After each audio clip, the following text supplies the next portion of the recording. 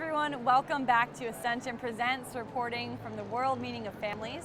I'm here again at the Convention Center with Scott Mirkin, who is the president of ESM Productions and also the executive producer of the entire papal event this weekend. So welcome, Scott. Thank you so much for joining us.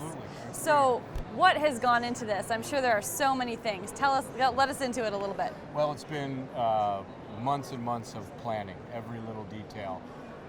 From the logistics perspective, whether it's how many people can we fit, where are they going to sit, where are they going to stand, where they're going to drink water, where they're going to use the restrooms, how are we going to get people in and out, and of course then once we get them in, what are they going to experience, what are they going to see, and it's our goal really to create an event for our stakeholders, which would include the World Meeting of Families, the Archdiocese here in Philadelphia, and of course the Pontifical Council of the Family from Rome, the Vatican, to make sure that we're creating an atmosphere and an event that is exactly what they want.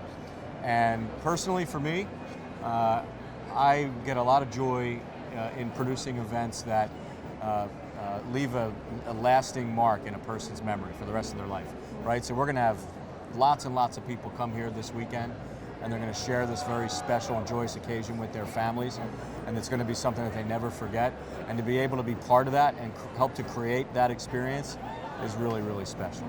And tell us a little bit about the stages for each event, and what was the theme going into them, and what was the thought process behind them? So the events on the Franklin Parkway this weekend, the Festival of the Families Saturday evening, and of course the Papal Mass on Sunday. It's a beautiful park. It's the Fairmount Park, as it's known, is the largest urban park in America. 9,600 acres, I believe, almost 10,000 acres. Amazing. And so we wanted to create something that really felt naturally in place in the park. So we chose a structure that is an arch, and it's just the lines of that structure work very well with the boulevard, the Franklin Parkway, which is a diagonal boulevard, and the Philadelphia Museum of Art that sits behind it and is a real major part of the backdrop for our event, both Saturday and Sunday. And so folks are going to feel as if they've experienced a truly outdoor event.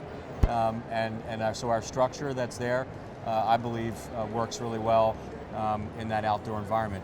At Independence Hall, where the Holy Father will deliver what we think will be a very important global speech, standing in front of the building where freedom and democracy was born in the 1700s. Of course, it's a true pleasure to be a part of that. Very simple. The Holy Father in front of Independence Hall, appropriately placed in front of a statue of George Washington. And the hall is really doing all the work, is serving as the backdrop. Sure. Can you let us into some of the most challenging logistics of this entire event? So some of the most challenging logistics are, there are thousands of people doing thousands of things and all need to do it at the same time. Right. So we need to make sure that all of the moving parts are moving in unison and not in any kind of conflict, so there's no collision. The other thing that's really important to us in both locations, whether it be the Parkway or the National Historic Park, is that this is a big city. This is the 5th largest city in America. It's 1.5 million people here every day, whether we're doing an event or not. And they need to be able to continue their business and continue as much as possible a normal course of action for their daily lives. And so we work our schedules and try to be as accommodating as possible in that environment, so that folks can live their lives and that we're not causing too much of an inconvenience. We know that we are causing a little bit of an inconvenience, but we hope that at the end of the day, in fact we're sure that at the end of the day, when folks look at this historic event, they'll realize it was worthwhile. So it's really about keeping an eye on 1 million moving parts at the same time, right, making sure they don't collide. And just finally, what's it like for you personally that the eyes of the world are going to be on your work and the eyes of the Holy Father too? It's truly been a very humbling and an honor to work on this event. The world is watching, and in fact, it's quite possible that this might be, we won't know until the year is over, but this might be the largest event of its kind to happen on planet Earth this year, and it's certainly the largest event of this kind to happen in the U.S. this year.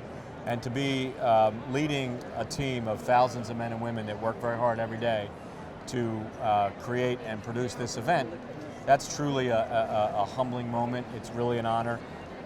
Everyone that we've been working with, from the Pontifical Council of the Family, the Archdiocese, the city, all the stakeholders, there's been one word that's been very common around this event. That word is love.